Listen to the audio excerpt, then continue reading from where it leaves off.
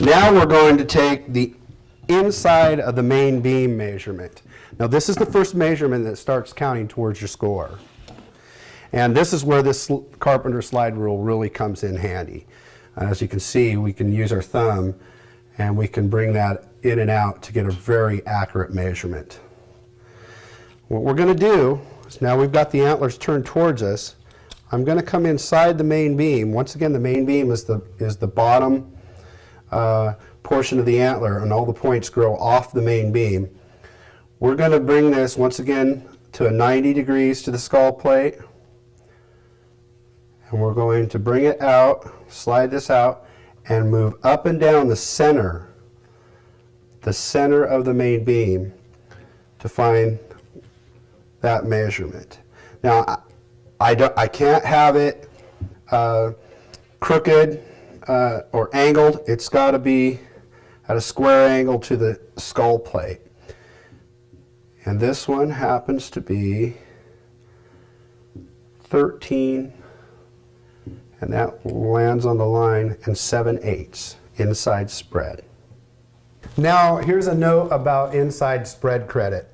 After we've taken the inside spread measurement, we're then going to measure the length of the right and left main beams. Now, we can only get the complete inside spread credit if one of the main beams is as long or longer than that inside spread measurement. So as an example, let's pretend like the inside spread measurement was 18 inches, but the longest main beam was only 17 inches. We can only give 17 inches as our inside spread credit. So we can only get the entire measurement if one of the main beams is as long or longer than that inside spread measurement.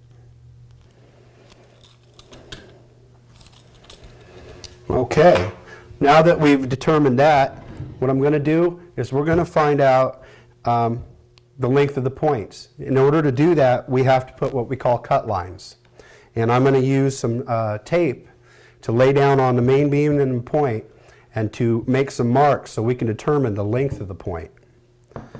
So I'm going to go ahead and have Mark hold that here. Now what I'm going to do is I'm going to run this halfway down onto the main beam and halfway up the point. Just like that. And we're just going to go down each of the points and approximately put this tape where it needs to be. You're applying the tape here so you can actually take a marker and mark the... Correct. We're going to make a mark on this tape, and you can use pencil to do this on the antler. It erases quite well, but we find that it's a lot easier just to take the tape off when you're done, and then we don't have to do any of that. And then we also need to do the eye guard. The eye guard's on the inside? Yeah, and I'm kind of getting ahead of myself a little bit on this. On a whitetail, mule deer, or blacktail, the eye guards are always the first point that come off the main beam down towards the burr. This is called the G1, and it goes in sequence from there. The G1, the G2, the G3, the G4, and on if the antler had it, and this is the main beam. When we're done taking the points, then we have circumference measurements. Every deer or antler has 4 circumference measurements. And we'll go over the location of those in a moment. So now we're going to make our cut lines on the G1. And you can use a 1/4-inch tape. I like using the cable because the cable is flexible enough that it allows me to make a very accurate measurement. And what I'm trying to do here is I'm going to lay this cable across the top of the main beam, and I'm trying to determine what would this main beam look like if this point did not grow off of here. In other words, if it was just the main beam by itself with no points. And what I'm going to do is I'm going to make a mark on the bottom of my cable. I've put my cable on the top of the antler above the point and the top of the main beam below the point. and give it a little bit of curvature. If your antler curves, then then your cable needs to curve with that. And we're going to make a mark in the center of that point, like so. And then what really will help you out is to look at the center of mass of your point and make a mark, that center of mass. That's where we're going to bring our tape down to, our measuring tape. And another thing about measuring a point is we always measure the outside curve of a point. It's longer than the inside curve. You can see that this point is curved down, so we want to measure the outside of it. It gives us the longest point versus measuring the inside of the curve.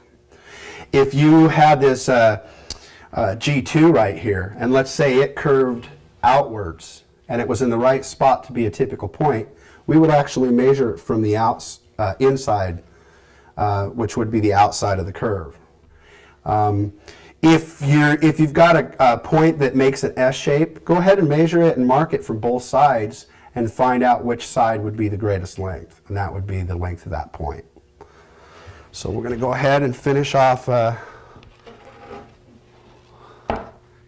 making these cut lines.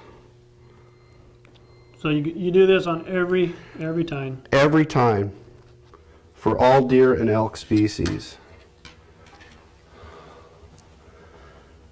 And I'm looking at it the same way. I'm looking at it as if that point did not grow off the main beam. Making a mark, and then coming back, looking at the center of mass of the point where it meets the main beam, and making a mark. Now you can see we've finished the right side making our cut lines on our tape. And what we're going to do is we're going to go ahead and do the exact same thing on the left-hand side, and then we'll measure the points. Now we've got the second side, or the left side, done. We've got all our cut lines on here, and we're ready to measure. I always start from the right side, and basically by following the charts, the best way to go without getting mixed up. The other thing I'd like to mention is that when you're writing down on the chart, put all your 1/8 of an inches in a column, your first digits and second digits. It makes it much easier to add up at the end. What we're going to do is we're going to start on the right side main beam. Okay? On this one it has the skull plate cut, which is okay. What we've got to do is we've got to imagine the eye socket and where its location is. So if you could see my hand, and we're imagining that there's an eye socket there, towards the back of the eye socket is where you start your measurement on the main beam. So what I'm going to do is I'm going to take my lip end steel. It's got a lip on the end here. Once again, you can get this from Boone & Crockett.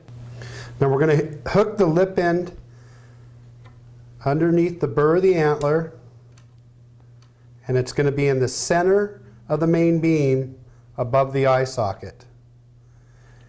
And then we're going to follow center of mass in the center of the main beam and wrap around with the cable. Now you can see I'm keeping the cable in the center of the mass of the main beam. This is important to get the correct measurement. You don't want to be at the top or the bottom of the main beam, but in the center of the mass. The other thing is that by always making your cut lines first before you start with your measurement, it will dictate where the top of the main beam is, and of course you can see the bottom, so you can run your cable up the center of the mass of the main beam. So you can use these cut lines as a guide to keep you in the center as you're going up and around, just like so. And we're going to come all the way out to the tip of the main beam. We'll use an alligator clip here. We'll put this onto the cable at a 90-degree angle towards the end of the tip, and that tells us where the end of the tip is going to be, and that is going to be our main beam measurement. We can take our slide rule, we'll take the lip end and put it on the end.